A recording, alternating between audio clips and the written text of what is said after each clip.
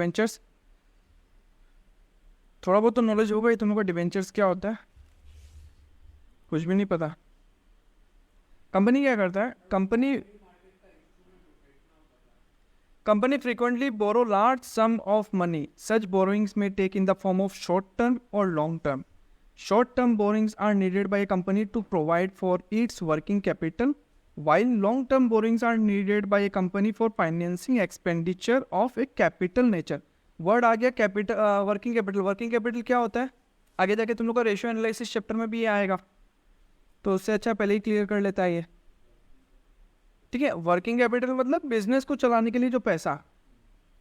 ठीक है,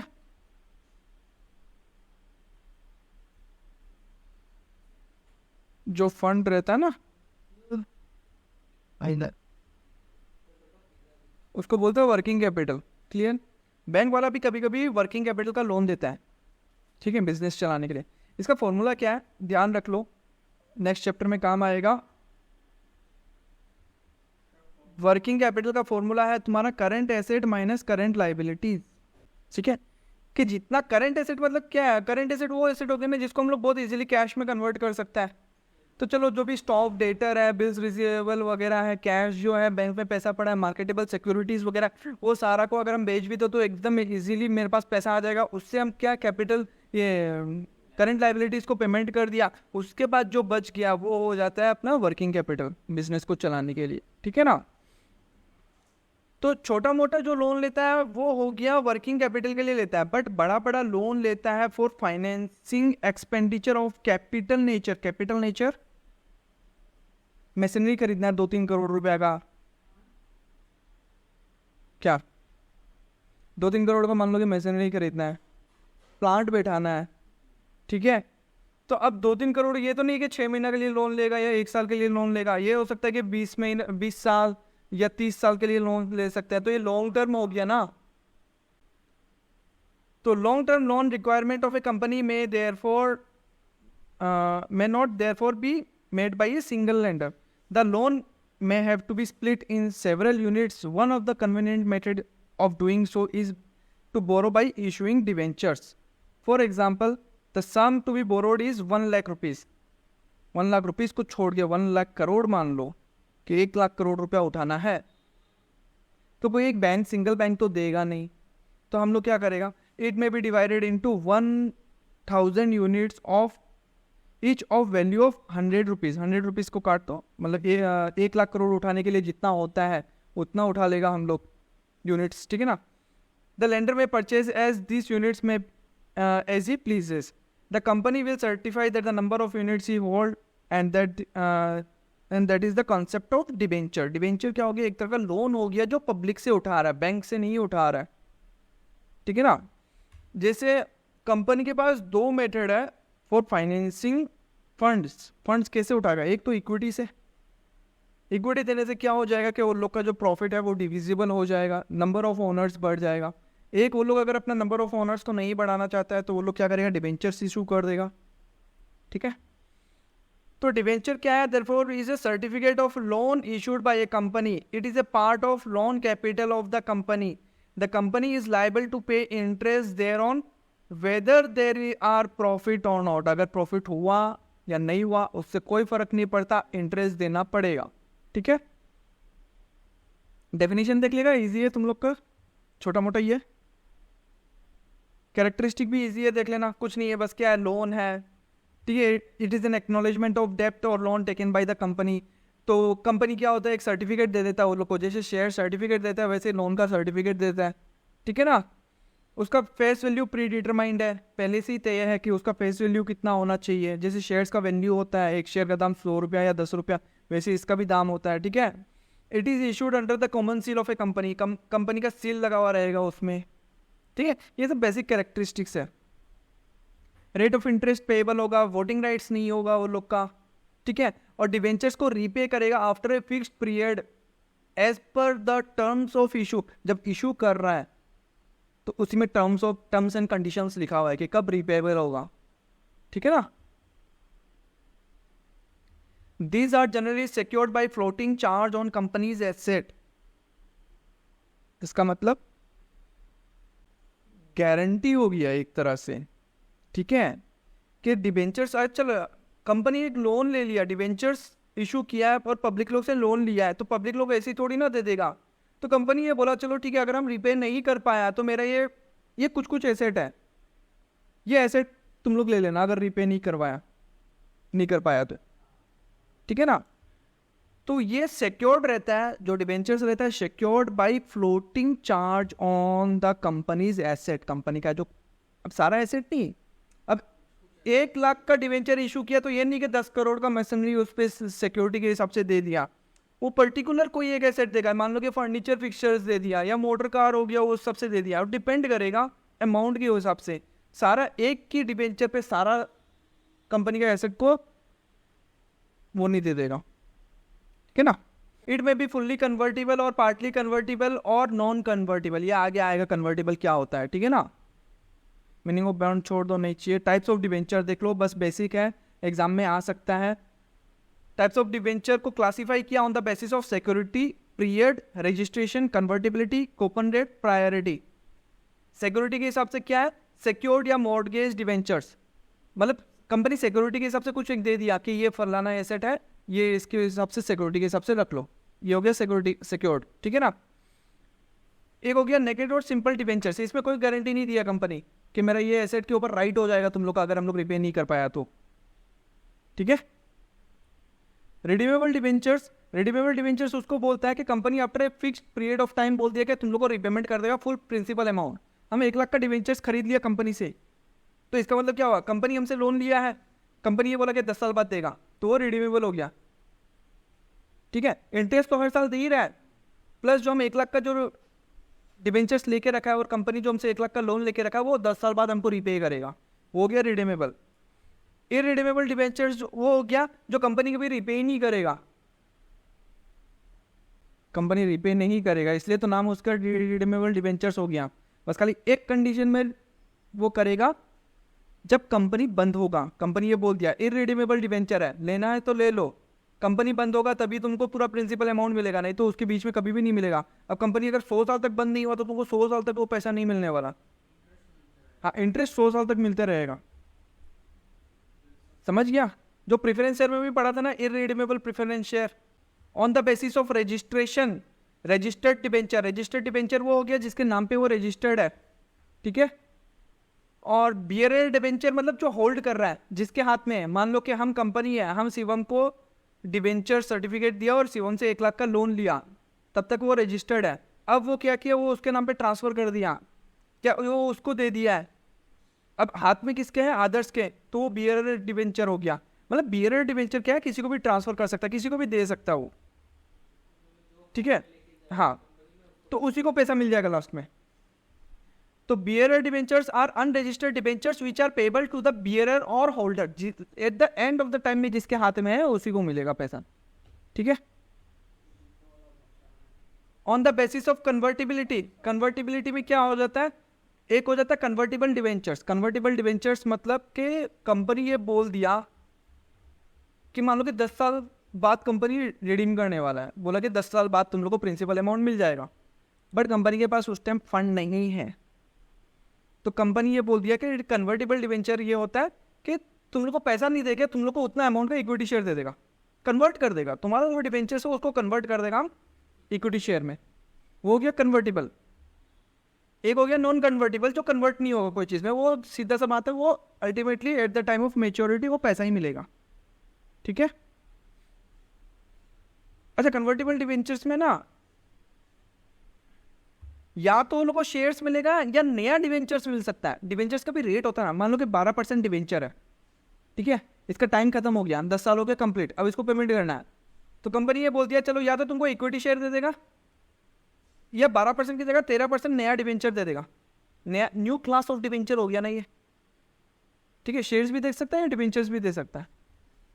on the basis of coupon rate, coupon rate क्या होता है, स्पेसिफाइड कूपन रेट डिवेंचर, जैसे अभी हम बोला 12% 13%, वो स्पेसिफाइड है, इतना परसेंट इंटरेस्ट में वो लोग कैरी करेगा, ठीक है, ये हो गया स्पेसिफिक कूपन रेट डिवेंचर।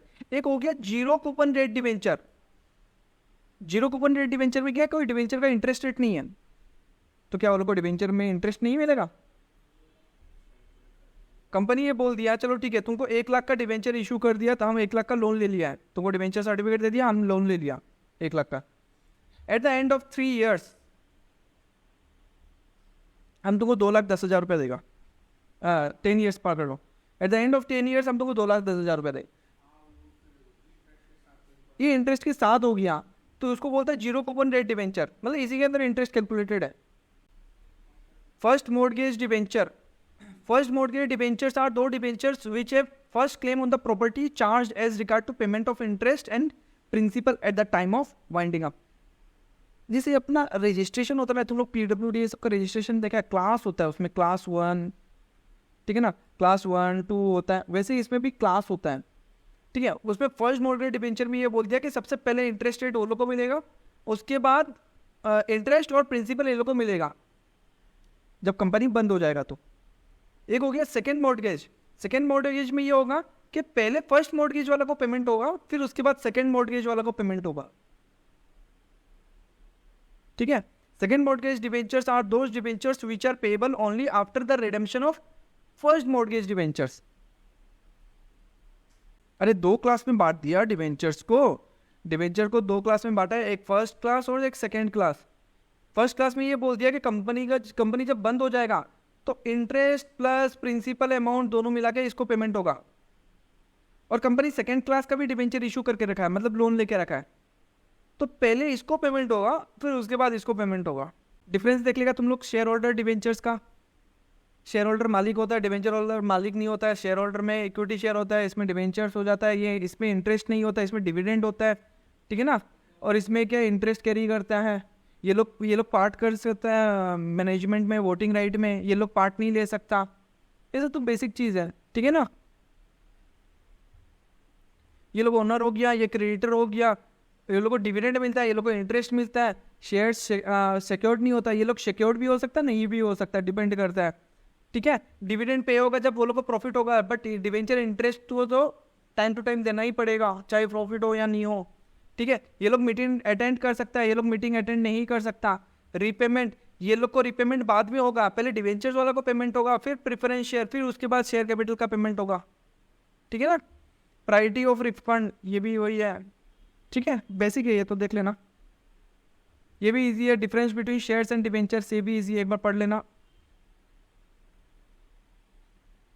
वही जो चीज़ है वो वापस यहाँ पे लिख दिया है, ठीक है ना। यहाँ से इंपॉर्टेंट है disclosure in balance sheet. Balance sheet में कहाँ पे दिखाएगा हम लोग डिवेंचर्स को। पहला सिचुएशन, लाइबिलिटी साइड को भी ये लोग 3-4 पार्ट करके रखा है। Debentures are shown under the head non current liabilities and sub head long term borrowings, ठीक है। लाइबिलिटी साइड में 3 पार्ट है, पहले देख लेना। जो इक्विटीज एंड कैपिटल, जो लाइबिलिटी साइड है, लाइबिलिटी साइड में 3 पार्ट हो गया। पहला शेयर कैपिटल का, दूसरा non current asset current liabilities, ठीक है, और तीसरा करेंट लाइबिलिटीज।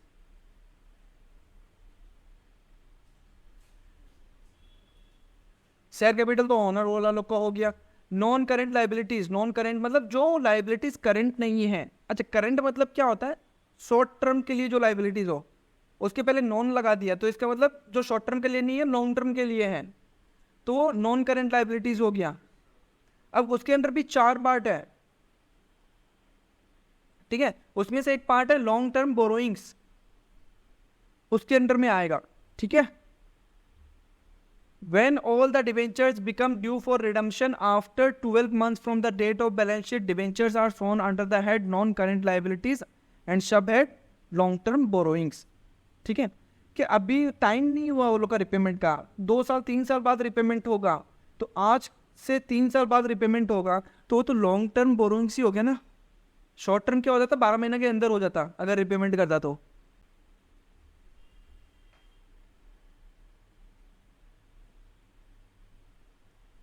हम लोग बैलेंस शीट पे क्या लिखेगा, इक्विटीज एंड लाइबिलिटीज के अंडर में, नॉन करेंट लाइबिलिटीज के अंडर में लॉन्ग टर्म बोरोइंग्स 5 लाख रुपया, ठीक है।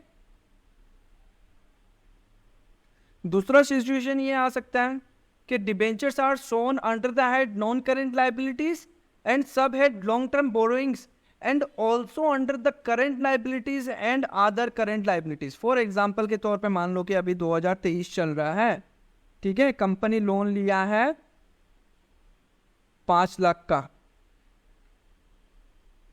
ठीक है, कंपनी ये बोल दिया कि 31 मार्च 2025 में कंपनी 1 लाख रुपए का रिपेमेंट करेगा, फिर 31 मार्च 2026 में 1 लाख रुपए का रिपेमेंट करेगा, फिर 2027 में 1 लाख का, ऐसे करते करते 28 में 1 लाख का और 29 में 1 लाख का, मतलब 5 साल के अंदर रिपेमेंट करेगा कंपनी, ठीक है। अगर हम 2023 का बैलेंस शीट बनाए तो 2023 से 24, 24 से 25, 2 साल हो गया, तो वो नॉन करेंट लाइबिलिटीज में चला गया, ठीक है। कितना अमाउंट? पूरा का पूरा 5 लाख रुपया। फिर 2024 में आया, ठीक है, 1 अप्रैल 2024 स्टार्ट। अब 1 अप्रैल 2024 स्टार्ट हुआ है, बट 1 साल बाद तो 1 लाख रुपया रिपेमेंट करना ही है हमको, हाँ, ठीक है। तो ये 1 लाख रुपया करेंट में जाएगा और बाकी का जो है वो नॉन करेंट में चला जाएगा, क्योंकि ये 12 महीना के अंदर रिपेमेंट होने वाला है, ठीक है ना। तो when a company issue debentures and part of the debentures are redeemable after 12 months from the date of balance sheet and the part of the debentures are redeemable within 12 months from the date of the balance sheet, the amount of debentures due for redemption after 12 months from the date of balance sheet is shown under non current liabilities। जो redemption after 12 months हो रहा है वो non current liabilities में जाएगा under long term borrowings में, and the amount of debentures redeemable within 12 months वो जाएगा current liabilities under short term borrowings में, ठीक है। एग्जाम्पल देख लो, 1 अप्रैल 2021 को 5000 डिवेंचर इशू किया 100 रुपीज करके, रिडीमेबल कब से हो रहा है? 2024 से स्टार्ट हो रहा है रिडीम करना, ठीक है। 2500 debentures are to be redeemed on 31 March 2023 and remaining on 31 March 2024। Show how the debentures will be shown in the balance sheet of the company on 31 March 2023। तो बैलेंस शीट में क्या आएगा 31 मार्च 2023 को? जो 1 साल बाद रिपेमेंट होगा 12 महीना से ज्यादा, वो लॉन्ग टर्म में आ जाएगा, और जो 12 महीना के अंदर जो पेमेंट होगा वो कहाँ आ जाएगा? शॉर्ट टर्म में, ठीक है।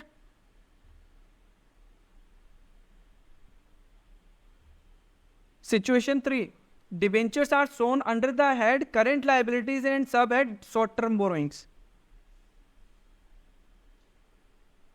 जैसे हम 5 साल का तुमको बताया था ना, इससे ऊपर वाला क्वेश्चन में ये 5 साल का बताया था। मान लो यहां तक खत्म हो गया, रिपेमेंट भी कर दिया, अब ये लास्ट का 1 साल ही बचा है, तो इस साल का जो बैलेंस शीट बनाएगा, ओपनिंग जो हो रहा है, वो तो वैसा बात है, पता ही है कि 12 महीने के अंदर रिपेमेंट होगा और ये भी लास्ट ही है, तो लॉन्ग टर्म में तो कुछ जाएगा नहीं, कहाँ चला जाएगा वो? डायरेक्ट शॉर्ट टर्म में, ठीक है।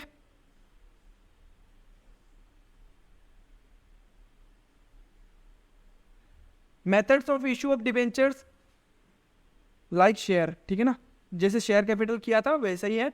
कैसे इशू कर सकता है? पार में, प्रीमियम में और डिस्काउंट में। पढ़ाने का तो जरूरत नहीं है, शेयर कैपिटल में हो ही गया ये वाला। From the consideration point of view, consideration point of view ये भी हम लोग शेयर कैपिटल में किया था, याद है क्या others? From the consideration point of view, जब पूरा का पूरा अमाउंट हम लोग को एप्लीकेशन में मिलेगा या पूरा का पूरा या पार्ट इंस्टॉलमेंट में मिलेगा हम लोग को, शेयर कैपिटल में किया था, या तो एक ही EMI है, नहीं तो 3-4 EMI है, ठीक है। जैसे शेयर कैपिटल है वैसे ही है। When full consideration is payable in application, खाली एप्लीकेशन में ही पूरा पैसा दे रहा है, तो एक ही EMI होगा, तो bank account to debenture application and allotment, बस शेयर कैपिटल की जगह क्या आ गया? डिबेंचर आ गया। और इसको हम लोग कहाँ ट्रांसफर कर देगा? डिबेंचर में। यहाँ पे कोई कैपिटल वेपिटल मत लिख देना, ठीक है ना। तो debenture application and allotment to debenture, ठीक है। इलस्ट्रेशन 1 इजी है, देख लेगा तुम लोग, कर लेगा। क्या शेयर कैपिटल जैसा ही है? Full consideration is payable in instalment on receipt of application money. जैसे शेयर कैपिटल में था वैसे ही सबसे पहले एप्लीकेशन का पैसा मिलेगा, तो bank account to debenture application, उसको कहाँ ट्रांसफर कर देगा, डिवेंचर अकाउंट में, तो डिवेंचर एप्लीकेशन टू डिवेंचर, ठीक है। फिर अलॉटमेंट ड्यू करेगा, थर्ड ईएमआई से हम लोग क्या करना स्टार्ट कर देते हैं, ड्यू करना स्टार्ट कर देता। तो डिवेंचर अलॉटमेंट टू डिवेंचर, फिर उसके बाद हम लोग को पैसा मिलेगा, तो अलॉटमेंट होगा, डिवेंचर अलॉटमेंट, नहीं ठीक ही है। अगर हम लोग को कोई एक्सेस पैसा आया हुआ है एप्लीकेशन में, तो उसको भी हम लोग रिफंड करेगा, तो डिवेंचर एप्लीकेशन टू बैंक, ये रिफंड का एंट्री हो गया, ठीक है ना। अगर हुआ तो, अगर एक्सेस पैसा आया हुआ है, हम लोग प्रोराटा अलॉटमेंट कर रहा है, तब हम लोग क्या करेगा, on transfer of surplus application money to allotment और कॉल करता रहना। याद है कि जो एक्सेस पैसा आया हुआ है एप्लीकेशन को, उसको रिफंड नहीं कर रहा है, मतलब उन लोगों को डिवेंचर्स कम दे दिया और ये बोल दिया तुम लोग का जो एक्सेस पैसा वो अलॉटमेंट या कॉल मनी में एडजस्ट हो जाएगा। तो debenture application account debit to debenture allotment to calls in advance, अगर उससे भी ज़्यादा पैसा हो गया तो, ठीक है। On receipt of allotment money मिला तो क्या हो जाएगा, बैंक अकाउंट टू डिवेंचर, कर दिया ना ड्यू ऊपर में, ये रहा on allotment debenture application, on allotment money due debenture allotment to debenture.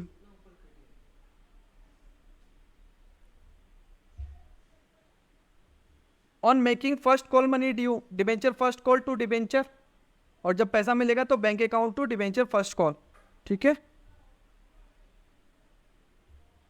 ये भी 2 नंबर देख लेना, होमवर्क है तुम लोग का घर पे, इजी है। 1 नंबर भी होमवर्क है। 2000 debentures of 100 each payable, 20 on application, 30 on allotment, 30 on first call, 20 on final call. All the calls were made and call money was duly received. Easy है, 4 EMI है।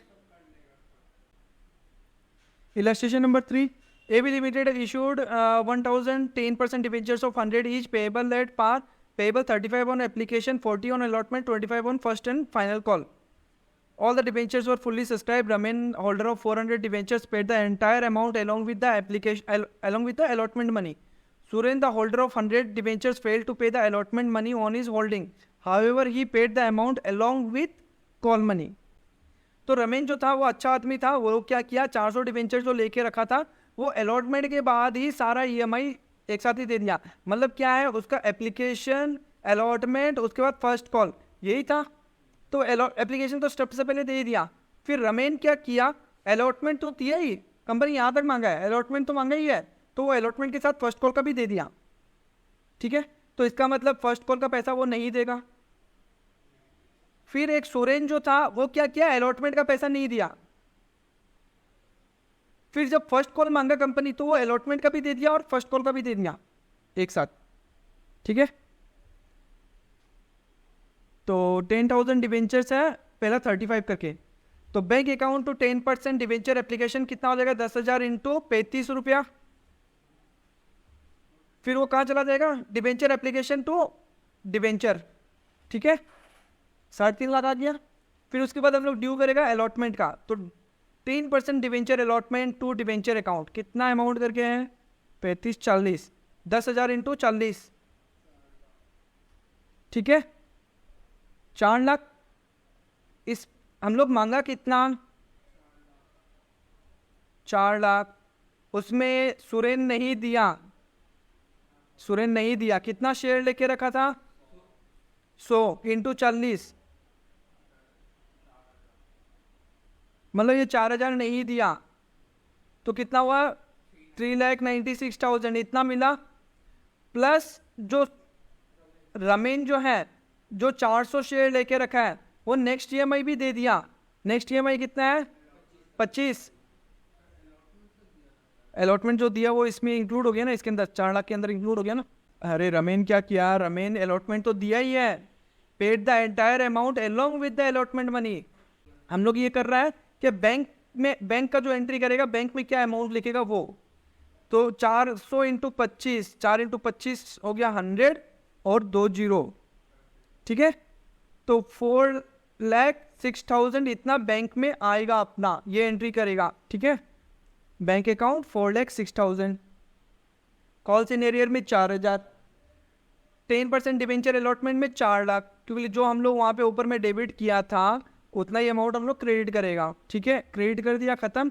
और कॉल्स इन एडवांस में 10,000, ये किसका है? रमेन का।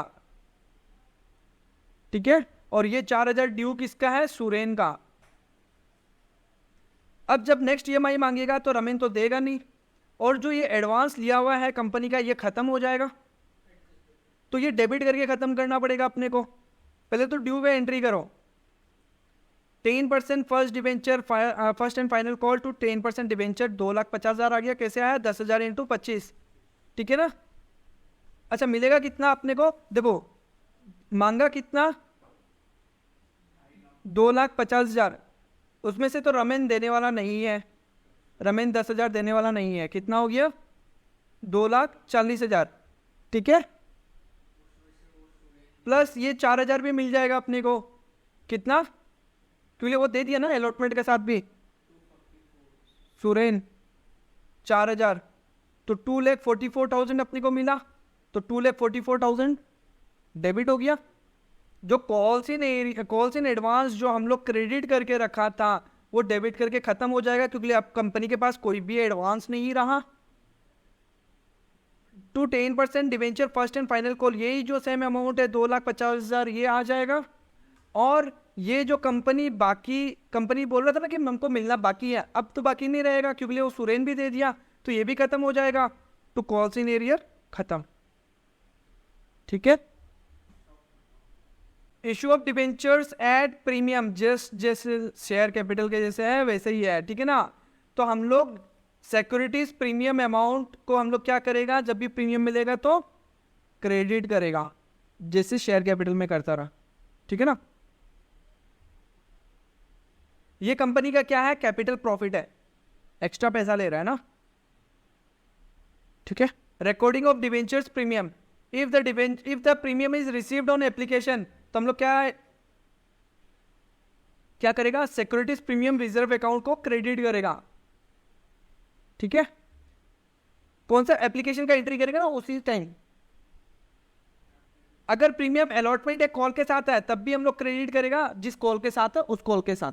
ठीक है, बैलेंस शीट में कहाँ आएगा? बैलेंस शीट में आएगा सिक्योरिटीज प्रीमियम रिजर्व, ये तो हेडिंग होगा। ठीक है, will be shown under head reserve and surplus, और रिजर्व एंड सरप्लस कहाँ आएगा? इक्विटीज एंड लाइबिलिटीज में। कैसे लिखेगा? देखो जो बैलेंस शीट आएगा वहां पे इक्विटीज एंड लाइबिलिटीज यहाँ पे होता है। ठीक है, वहां पे रिजर्व एंड सरप्लस करके लिख देगा अमाउंट यहाँ पे, फिर उसके बाद नोट में हम लोग लिख देगा, मान लो कि यहाँ पे 10 लाख रुपया आ रहा है। ठीक है ना, रिजर्व एंड सरप्लस में। अब ये खाली अकेला सिक्योरिटीज प्रीमियम का तो नहीं है ना, और भी तो रिजर्व हो सकता है, जैसे हम जनरल रिजर्व हो सकता है, फिर हम लोग एक हाँ ओपनिंग बैलेंस भी हो सकता है। ये हम लोग शेयर कैपिटल में किया था ना, फॉरफीचर करते समय हम लोग का कैपिटल रिजर्व हो जाता रहा, ट्रांसफर कर देता रहा, वो भी हो सकता है। तो नोट में लिख देगा कि ये रिजर्व 10 लाख रुपए कहाँ से आया? पहला सिक्योरिटीज प्रीमियम रिजर्व, ठीक है, दूसरा जनरल रिजर्व, तीसरा कैपिटल रिजर्व। ठीक है, ये तीनों का मान लो कि ये 3 लाख है, ये 2 लाख है, ये 5 लाख है, टोटल मिला के 10, तो ये अमाउंट यहाँ आ जाएगा। इसके अंदर हम लोग नीचे 4-5 तो लाइन नहीं लिखेगा, ये सब अलग अलग करके। ठीक है ना? Utilisation of premium received on issue of debenture, कहाँ कहाँ हम लोग वो यूज कर सकता है? फॉर राइटिंग ऑफ डिस्काउंट या loss on issue of debentures, कि हम लोग डिवेंचर्स को डिस्काउंट में इशू कर दिया, तो वहाँ पे जो लॉस हुआ है उस लॉस को हम लोग यहाँ से कवर कर सकता है। प्रीलिमिनरी एक्सपेंसेस को राइट ऑफ करने में, अंडर राइटिंग कमीशन देने में। अंडर राइटिंग कमीशन किसको देता है?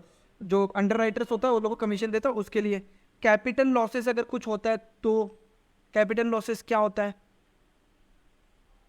यहाँ पे वर्ड क्या आ रहा है? कैपिटल। कैपिटल कहाँ पे आता है? बैलेंस शीट में, सिंपल सा बात है। और क्या आता है बैलेंस शीट में? एसेट आ सकता है।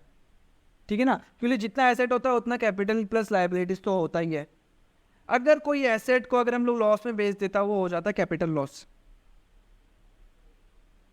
ठीक है, या हम लोग राइट ऑफ कर देगा intangible asset such as goodwill. और कहाँ का यूज कर सकता है? For providing premium for on redemption of preference share. Preference share को जब रीपेमेंट करेगा और उस टाइम एक्स्ट्रा पैसा उन लोग को जो दे रहा है, वो एक्स्ट्रा पैसा कहाँ से आएगा? ये सिक्योरिटीज प्रीमियम रिजर्व से आएगा। ठीक है, for provision for premium on redemption of debenture, debentures से भी, डिवेंचर्स को जब रिपेमेंट करेगा वो लोग को भी जब एक्स्ट्रा पैसा दे रहा होगा तब वो पैसा कहाँ से आएगा, यहाँ से, ठीक है। और क्या क्या यूज कर सकता है, for issue off fully paid bonus share या बाईबैक ऑफ शेयर्स से, ये भी इजी कर लेगा, होमवर्क है, शेयर कैपिटल जैसा ही है, ठीक है। जो सिक्योरिटीज प्रीमियम जो अकाउंट है उसको क्रेडिट कर दिया है और कुछ नहीं है इसमें।